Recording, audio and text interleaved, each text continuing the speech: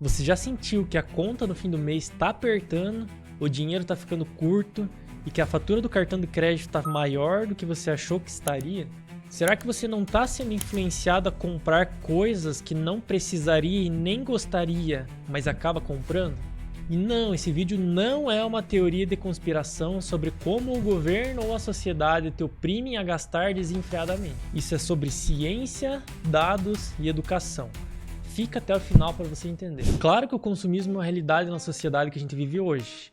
Seja desde quando você vai no caixa rápido no mercado pagar as compras e quando vê tá em um corredor infinito de guloseimas e salgadinhos, que se parar para pensar tudo cabe na cestinha, até aquele patrocinado que interrompe os vídeos te mostrando uma oportunidade única de dar uma virada na vida, vendendo cursos que te ensinam a vender cursos. E o que eu quero deixar claro aqui é que não é sobre manipulação, é sobre como você se comporta em relação a esses estímulos. Imagina que você acordou inspirado uma manhã e ao se olhar no espelho pensou, eu preciso emagrecer.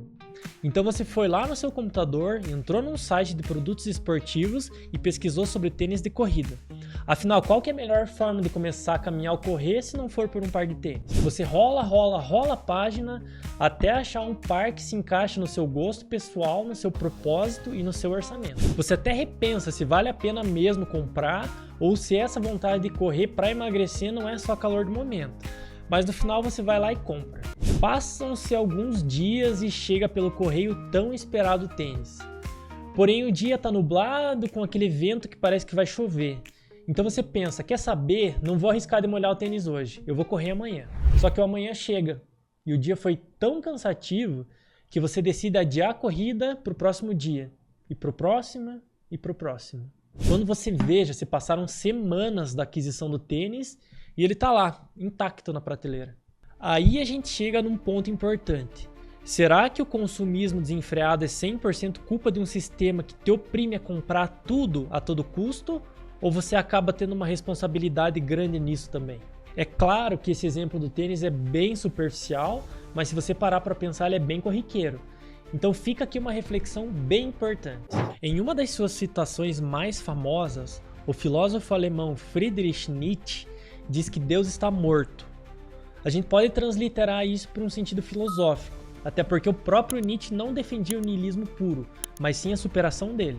Nietzsche não estava falando da morte literal de Deus, mas sim da perda da fé e da autoridade dos valores religiosos tradicionais aqui na sociedade ocidental. Isso significa que as pessoas deixaram de acreditar em um sentido absoluto universal da vida baseado na religião. Com o avanço da ciência, da razão e do pensamento moderno, os antigos fundamentos morais e espirituais perderam força e isso gera um grande vazio existencial.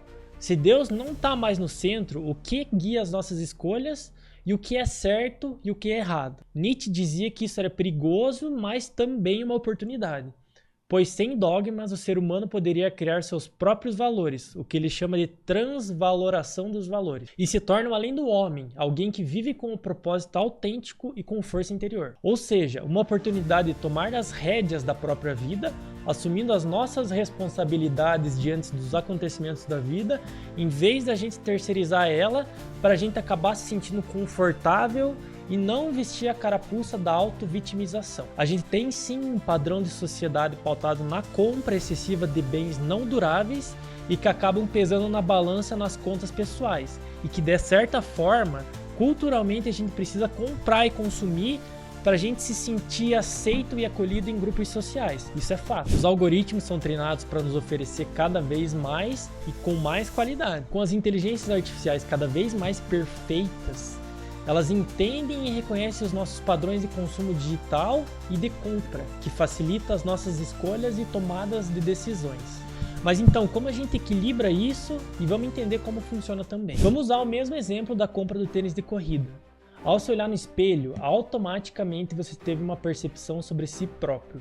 Preciso emagrecer. A decisão da escolha de compra do tênis pode até ter parecido lógica em um primeiro momento, mas ela foi 100% emocional, envolvendo uma série de fatores que te levaram a justificar a compra com a razão.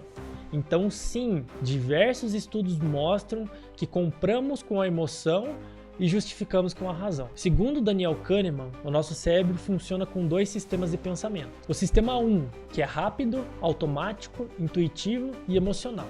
Ele decide no impulso com base em sensações, associações e atalhos mentais. É esse sistema que nos leva a colocar algo no carrinho sem pensar muito. E o sistema 2, que é lento, racional, analítico e consciente. Ele entra em ação para justificar ou racionalizar as decisões que o sistema 1 já tomou. É quando você diz, eu comprei porque estava em promoção, eu merecia. Embora não sejam estruturas físicas separadas no cérebro, esses modos de atuação representam funções cognitivas distintas que ajudam a entender o comportamento humano. O sistema 1 está ligado a estruturas como a amígdala, que processa emoções, o sistema límbico, que é responsável por respostas rápidas e intuitivas. Ele usa as heurísticas, que são atalhos mentais para tomar decisões com o mínimo de esforço cognitivo. Já o sistema 2 envolve o córtex pré-frontal, área ligada ao planejamento, raciocínio e controle inibitório. Isso requer mais energia e esforço mental, e por isso nem sempre é ativado. O papel do branding aqui é justamente gerar essa percepção que a marca do qual você está comprando esse tênis não é só viável em relação ao preço, mas também familiar, confiável e próximo. O neurobranding aplica os princípios da neurociência cognitiva, psicologia comportamental e branding estratégico para poder criar marcas que se alinham ao funcionamento real do cérebro humano, especialmente na hora da decisão da compra. Ele cria a construção de narrativas e experiências que criam associações emocionais com a marca, com coerência e previsibilidade, e elas geram confiança, o que leva no alinhamento da marca com os valores desejados e inconscientes do consumidor dela. Então a gente vê que, de certa forma, a gente precisa desmistificar alguns pontos que infelizmente são enraizados na cultura popular. Muitas pessoas acham que são manipuladas ou induzidas a comprar através de campanhas de marketing e branding, e que o setor de vendas de uma empresa é explícito e a coagiu a comprar. Existem sim campanhas tendenciosas e que são explicitamente oportunidades de promessas falsas, mas a gente tem um sistema cognitivo que dá pra gente a opção de ser crítico em relação ao que é oportunidade ou fraude. Por isso que conhecimento nunca é demais. O meu propósito aqui é trazer reflexões e pautas que fazem parte do seu dia a dia, para que de alguma forma isso te ajude a ver o mundo de uma forma diferente. Se você gostou desse tipo de conteúdo, considere se inscrever aqui no canal e compartilhar com quem você gostaria que fizesse essa reflexão junto com você.